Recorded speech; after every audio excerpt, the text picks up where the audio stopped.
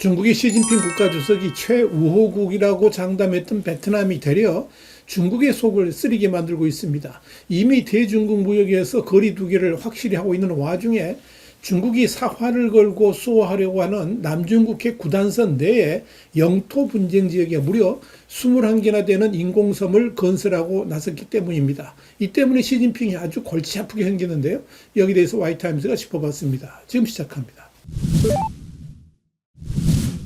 월저널은 현지 시간으로 3일 중국이 장악하려고 하는 아주 중요한 해상교통로 중 하나인 남중국해에서 베트남이 중국의 지배력에 도전하고 나섰다면서 베트남은 4년 넘게 스프레틀리 군도, 그러니까 중국명으로는 난사군도로 하는데 이 스프레틀리 군도의 바위, 암초, 환초를 실질적인 베트남 영토로 만들어 군사적 영향력을 확대하는 요새화된 인공섬으로 만들었다. 이렇게 보도해서 눈길을 끌었습니다. 월저널은 스프레틀리 군도는 하노이가 영유권을 주장하고 있지만 이 외에도 중국뿐만 아니라 대만, 필리핀, 말레이시아, 브루나이도 영유권을 주장하는 군도라면서 월저널과 남중국해를 연구하는 분석가들이 검토한 유성 이미지에 따르면 바다 밑에 암초와 안반, 산호초 등을 매립해서 군사적으로 강화된 인공섬을 구축해서 여러 개의 항구, 대형 군용기를 수용할 수 있는 2마일, 그러니까 3.2km 길이의 비행장 활주로, 탄약 저장소, 중화기가 배치된 방어 참호가 갖춰져 있다고 밝혔습니다. 남중국해는 전 세계 해상 무역량의 30%, 연간 3조에서 3.5조 달러 규모의 물품이 통과를 합니다. 또 중국의 타이완 무력 침공 시에 미 해군역의 주요 보급 루트이기도 합니다. 더불어 대한민국에도 매우 중요한 무역 통항로이기도 하죠. 눈여겨볼 점은 이 베트남의 스프레틀리 군도 점유지역이 중국이 의욕적으로 또 중국의 해상 세력을 견고하게 하기 위해서 요새화하려는 그런 시도에 정면 대항하려는 의도를 가지고 있다는 점입니다. 여기에 대해서 월저널은 베트남이 이 섬들에 대한 군사화는 중국을 제외한 어떤 나라도 남중국해에서 수행한 군사화보다도 훨씬 더 강력하다면서 남중국해는 세계 무역의 핵심 통로이며 대만을 둘러싼 분쟁이 발발할 경우에 미군의 중요한 재보급로가 될 것이다. 이렇게 짚었습니다. 베트남이 인공섬은 스프레틀리 군도에서 2013년 말부터 본격적으로 인공섬을 구축해서 군사시설화한 중국에 대한 맞대응이자 베트남이 남중국해에서 군사력을 투사할 수 있는 기반을 제공합니다. 베트남은 이 군도 내에 자국이 점유한 간조 노출지, 그러니까 바닷물이 가장 빠졌을 때만 수면 위로 드러나는 암초나 모래톱을 말하는 건데 여기와 암초 21곳에 모두 새 땅을 조성했습니다. 중국은 이 스프레틀리에 7개의 인공섬을 보유하고 있습니다. 이와 관련해 워싱턴의 싱크탱크인 CSIS는 지난 3월 현재 남중국해 모두 8.9제곱킬로미터 규모의 인공섬들을 조성했는데 이는 중국의 16.2제곱킬로미터에서 두 번째로 큰 규모라고 짚었습니다. CSIS는 이어서 이 중에서 베트남이 구축한 가장 크고 정교한 인공섬인 바크 캐나다 암초의 경우에 천연 석호가 보호하는 항만에 다수의 부두가 설치됐고 3.2km의 활주로와 탄약고도 건설했다면서 현재도 추가 확장을 위해서 바다의 흙과 모래를 파내는 준설선이 활동 중이다. 이렇게 밝혔습니다. CSI에서는 또 과거 몇 개의 건물만 있었던 샌드케이도 수년 만에 대형 항만과 군사시설을 갖춘 대형 해상 요새로 변했다라고 설명했습니다.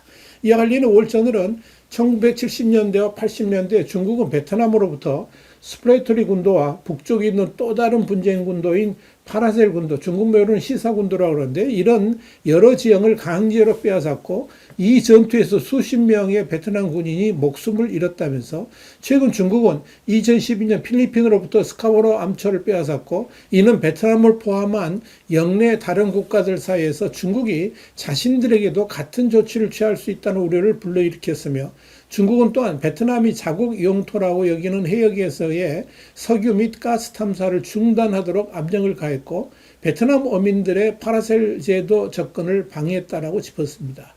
이후 중국은 파라셀 군도 전체를 점령해서 하이난성 산사시의 행정구역으로 지배를 하고 있습니다. 중국은 파라셀 군도에도 우디 아일랜드, 융싱다오라고 그러고요.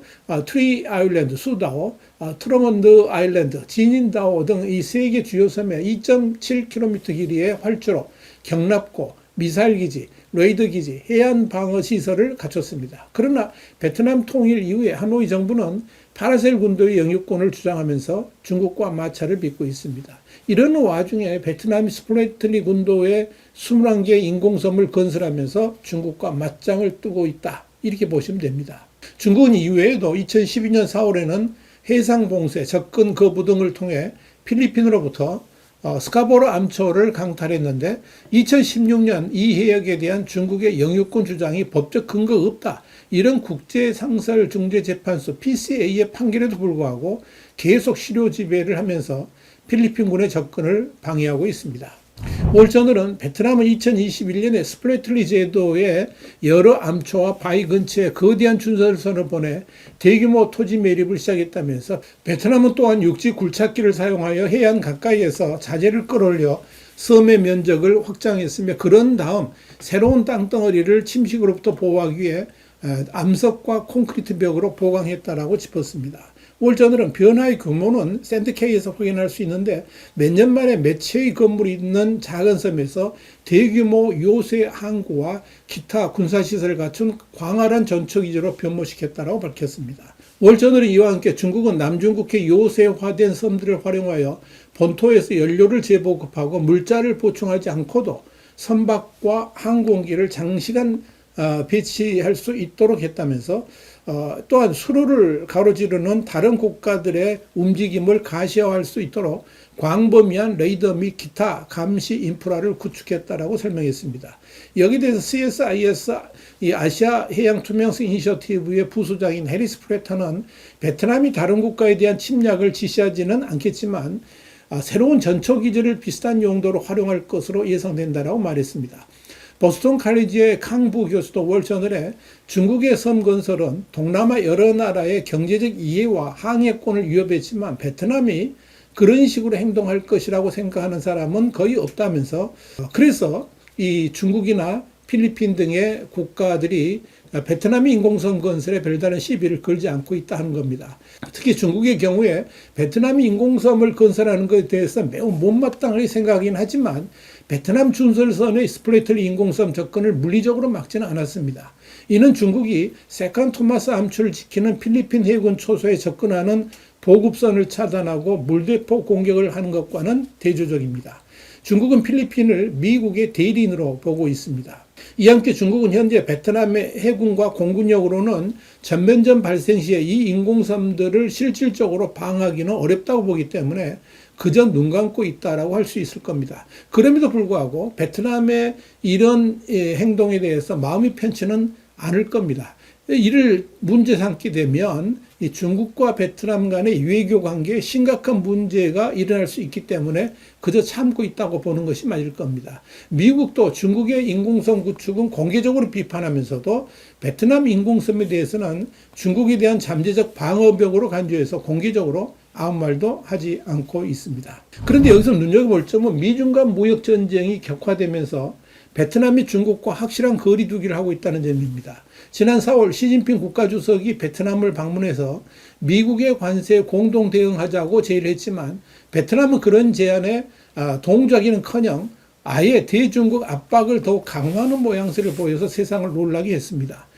이를 통해서 그렇지 않아도 시진핑 도착 전에 도널드 트럼프 미국 대통령과 통화를 하면서 조율을 한 것에 불쾌감을 드러냈던 중국은 시진핑이 떠나고 난 뒤에 아예 뒤통수를 세게 얻어맞은 꼴이 됐습니다. 여기에 대해서 우리 채널이 시진핑 떠난 뒤 뒤통수 친 베트남, 대중국 무역 확실히 거리두기 나섰다. 이런 제목의 정세 분석 유튜브로는 3292회를 통해 자세히 설명해 드린 바 있습니다. 심지어 베트남은 무기 구매에 있어서도 러시아나 중국산이 아니라 미국산으로 라인을 바꿔 탔습니다. 이는 베트남이 지금 어떤 행보를 보이고 있는지 분명히 보여줍니다. 방위산업 전문 웹사이트인 1945는 지난 4월 베트남이 미국과 F-16 전투기 구매 계약을 체결했다면서 하노이는 록히드 마틴의 단발 엔진 전투기 최소 24대를 도입할 예정이며 다른 미군 장비 합치면 양국 간의 역대 최대 규모의 방위 계약이 될 수 있다라고 보도를 했습니다. 1945는 이어서 베트남은 록히드 마틴이 최첨단 4세대 전투기라고 부르는 F-16V 모델을 선택할 가능성이 높다 이렇게 밝혔습니다. 이렇게 베트남은 확실하게 중국이 아닌 미국 편에 줄을 섰습니다. 중국 입장에서는 베트남에게 뒤통수를 얻어맞은 셈이 된 겁니다. 이런 관점에서 베트남이 남중국해 스플리트리 군도에 위치한 21개 섬을 매립해서 군사 요새화하고 있다는 점을 눈여겨볼 필요가 있습니다. 이는 단순한 군사 요새가 아니라 사실상 중국을 전혀 신뢰하지 않는다는 증거이고 언제든지 중국의 확장 공세에 적극적으로 대응하기 위한 전초기지를 만들었다. 이렇게 보는 게 맞을 겁니다. 그래서 베트남은 경제를 포함해서 심지어 군사면에서도 중국과 거리두기를 하고 있는 겁니다. YTN 국제정세 분석이었습니다. 감사합니다.